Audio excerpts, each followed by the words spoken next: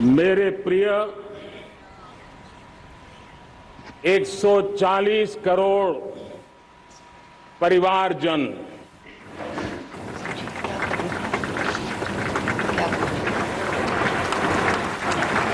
दुनिया का सबसे बड़ा लोकतंत्र और अब बहुत लोगों का अभिप्राय है कि जनसंख्या की दृष्टि से भी हम विश्व में नंबर 1 पर है। इतना बड़ा विशाल देश, 140 करोड़ देश के मेरे भाई बहन, मेरे परिवारजन आज आजादी का पर्व मना रहे हैं।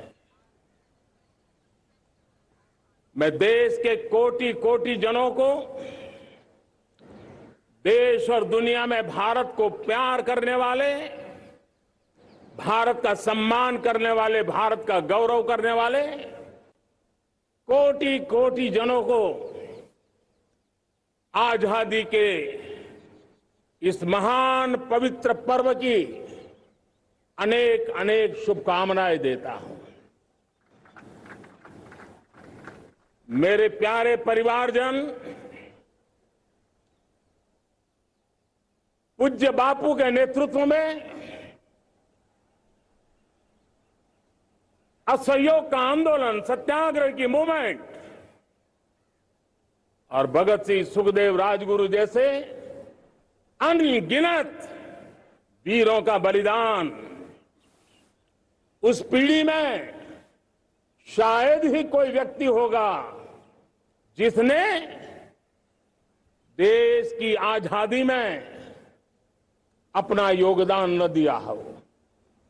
मैं आज देश की आजादी के जंग में जिन जिन ने योगदान दिया है, बलिदान दिए हैं, त्याग किया है, तपस्या की है, उन सबको आदरपूर्वक नमन करता हूं, उनका अभिनंदन करता हूं। आज 15 अगस्त महान क्रांतिकारी और अध्यात्म जीवन के ऋषितुल्य प्रणेता श्री अरबिंदो की 150वीं जयंती पूर्ण हो रही है। ये वर्ष स्वामी दयानंद सरस्वती के 150वीं जयंती का वर्ष है। ये वर्ष रानी दुर्गावती के 500वीं जन्मशती का बहुत ही पवित्र अवसर है, जो पूरा देश बड़े धामधूम से मनाने वाला है। ये वर्ष मीराबाई, भक्ति योग की सिरमौर मीराबाई के 525 वर्ष का भी ये पावन पर्व है। ये बार जो 26 जनवरी हम मनाएंगे वो हमारे गणतंत्र दिवस की 75वीं वर्षगांठ होगी। अनेक प्रकार से अनेक अवसर, अनेक संभावनाएं राष्ट्र निर्माण में जुटे रहने के लिए पल पल नई प्रेरणा, पल पल नई चेतना, पल पल सपने, पल पल संकल्प, शायद इससे बड़ा कोई अवसर नहीं हो सकता। मेरे प्यारे परिवारजन, इस बार प्राकृतिक आपदा ने देश के अनेक हिस्सों में अकल्पनीय संकट पैदा किए। जिन परिवारों ने इस संकट में सहन किया है, मैं उन सभी परिवारजनों के प्रति अपनी संवेदना प्रकट करता हूं और राज्य केंद्र सरकार मिलकर के उन सभी संकटों से जल्दी से मुक्त होकर के फिर तेज गति से आगे बढ़ेंगे, ये मैं विश्वास दिलाता हूं। मेरे प्यारे परिवारजनों, पिछले कुछ सप्ताह नॉर्थ ईस्ट में, विशेषकर मणिपुर में और हिंदुस्तान के भी अन्य कुछ भागों में, लेकिन विशेषकर मणिपुर में जो हिंसा का दौर चला, कई लोगों को अपना जीवन खोना पड़ा, मां बेटियों के सम्मान के साथ खिलवाड़ हुआ। लेकिन कुछ दिनों से लगातार शांति की खबरें आ रही हैं। देश मणिपुर के लोगों के साथ है।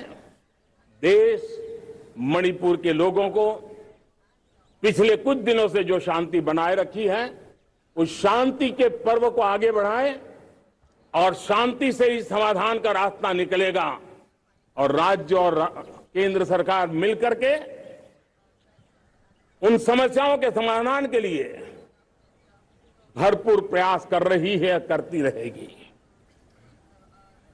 मेरे प्यारे परिवारजनों, जब हम इतिहास की तरफ नजर करते हैं तो इतिहास में कुछ पल ऐसे आते हैं जो अपनी अमिट छाप छोड़ करके जाते हैं और उसका प्रभाव सदियों तक रहता है। और कभी कभी शुरुआत में वो बहुत छोटा लगता है, छोटी सी घटना लगती है, लेकिन वो अनेक समस्याओं की जड़ बन जाती है। हमें याद है 1200 साल पहले इस देश पर आक्रमण हुआ। एक छोटे से राज्य के छोटे से राजा का पराजय हुआ, लेकिन तब पता तक नहीं था कि एक घटना भारत को 1000 साल की गुलामी में फंसा देगी।